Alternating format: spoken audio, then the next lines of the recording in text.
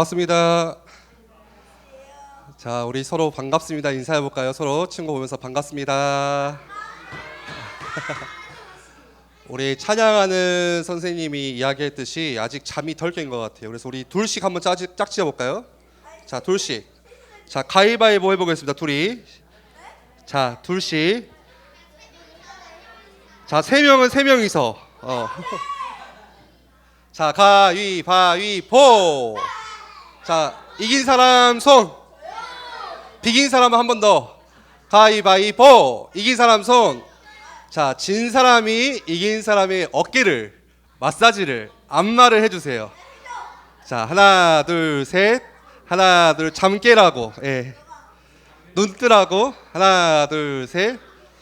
자, 한 번 더 할까요? 한 번 더. 자, 한 번 더 합시다. 자, 가위바위보. 자, 이번에는 진 사람이 이긴 사람이 진 사람을 반대로 이긴 사람이 진 사람을 예. 네, 사랑하는 마음을 담아서 하나 둘 잠깨라고. 자, 우리 한번 스트레칭 한번 해볼까요? 자, 위로 쭉. 자, 누가 더 높이 올라가나 볼까요? 자, 오른손 오른쪽으로 쭉. 오른쪽으로. 자, 또 왼쪽으로. 예. 자, 이제 말씀 들을 준비 됐어요?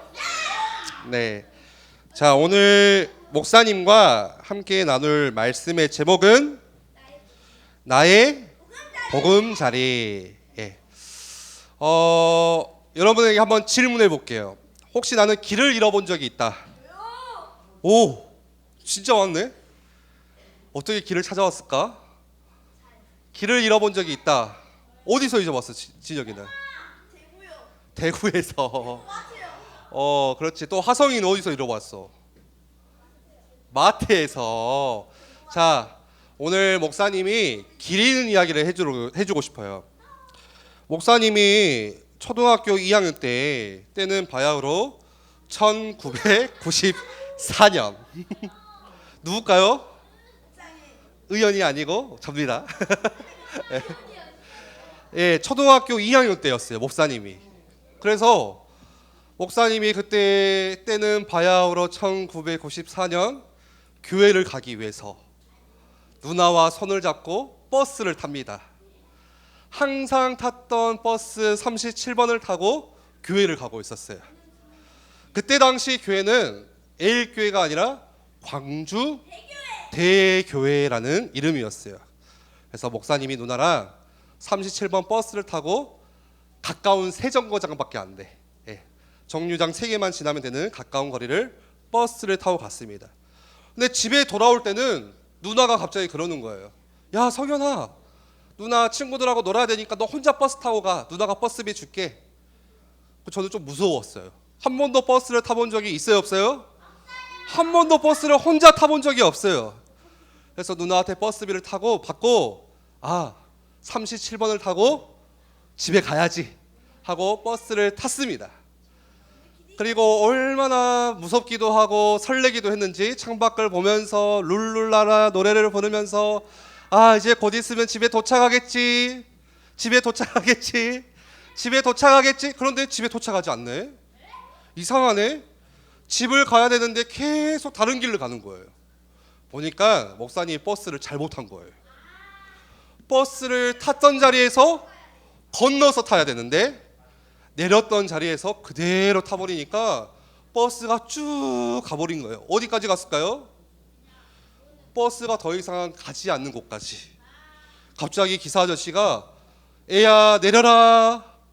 저는 그때 내려서 그때부터 눈물이 막 펑펑펑펑. 망했다. 나 이제 집에 어떻게 가냐. 그리고 딱 보니까 한 번도 모르는 곳이야. 근데 저기 멀리 보니까 경찰서가 있는 거예요. 그거 어떻게 해야 될까요? 경찰 아저씨 도와주세요 해야 되잖아.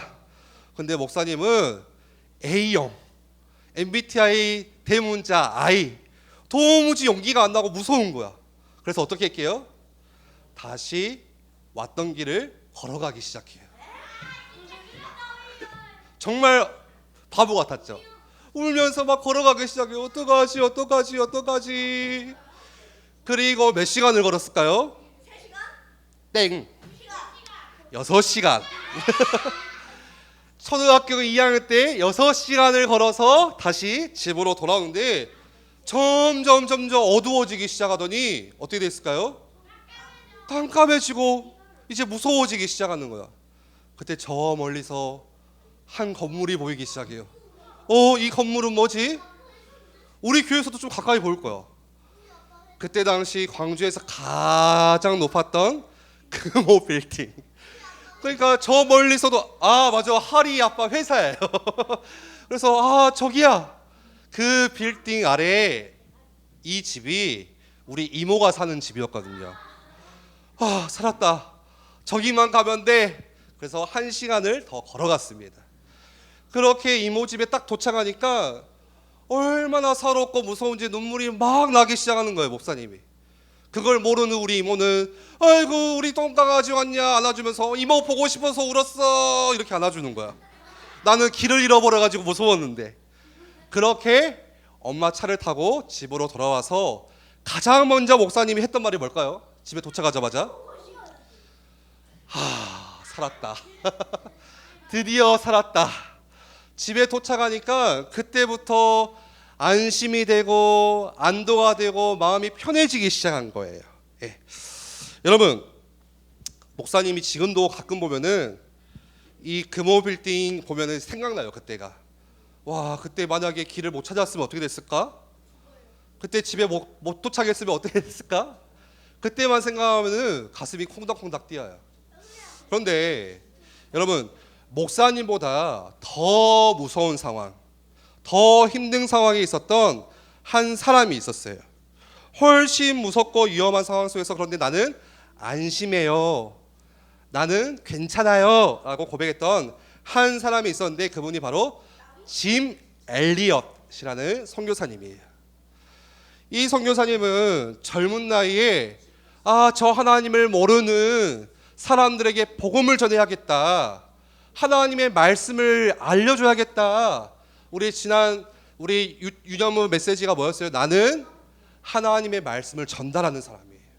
그래서 젊은 나이에 이 짐 엘리엇 선교사님이 한 번도 가보지 않은 나라, 저 멀리 있는 에콰도르라고 하는 나라로 복음을 전하기 위해서 떠납니다. 그런데 복음을 전하러 갔더니 누가 기다리고 있어요? 그 나라에 살고 있는 부족 원시인이 창을 들고 기다리는 거야. 왜 창을 들고 기다릴까요?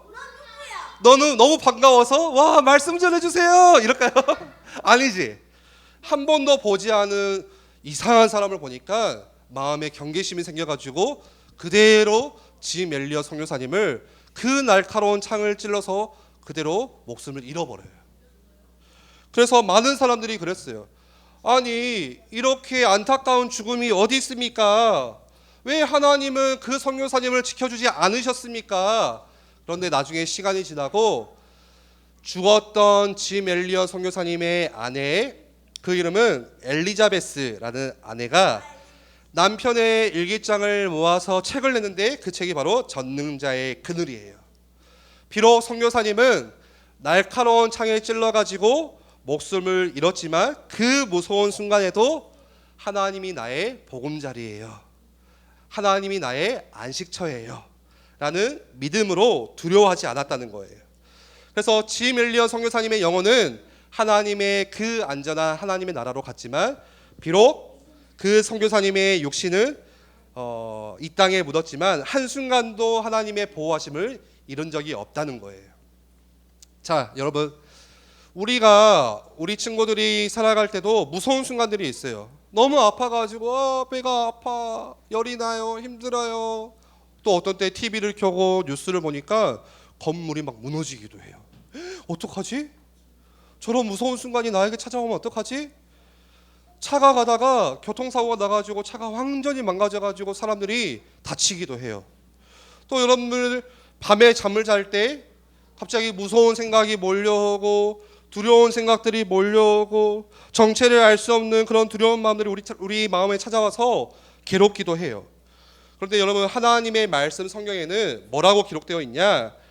예수님을 믿는 하나님의 자녀에게 이런 순간이 절대 오지 않을 거야 라고 했을까요? 하나님의 자녀는 절대 아프지도 않고 사고도 안 당할 거야 그랬을까요? 아니에요. 우리도 똑같이 사고를 당할 수 있고 몸이 아플 때도 있다는 거예요. 그런데 중요한 것은 그걸로 끝나는 것이 아니라 우리 유년부 친구들에게 가장 중요한 비밀 한 가지가 있는데, 그건 뭐냐? 하나님의 품 안에서, 하나님의 따뜻한 그 품 안에서 안심할 수 있고 평안한 마음을 가져주신다는 거예요. 마치 목사님이 길을 잃어가지고 헤매다가 집에 도착해서 그때 비로소 마음이 살았다라고 했던 것처럼, 하나님의 그 넓은 품 안에서 여러분들이 태풍이 오고 비가 와도 집 안에 있으면 괜찮죠? 든든하게 튼튼하게 지은 집 안에 있으면 아무렇지도 않아요. 마찬가지로 온 세상을 다스리는 그 하나님의 보금자리 안에서 안심할 수 있는 거예요. 그 이유가 바로 두 가지예요. 한번 같이 큰 소리로 첫 번째 읽어봅시다. 첫 번째, 하나님은 언제나 우리와 함께 하세요. 아멘. 여러분, 이 자리에서 예배 드릴 때만 하나님이 함께 하실까요? 여러분들이 집에 있을 때에도, 혼자 있을 때에도, 혹시 목사님처럼 길을 잃어버려서 무서울 때도 하나님은 어디 계세요? 나와 함께 계세요.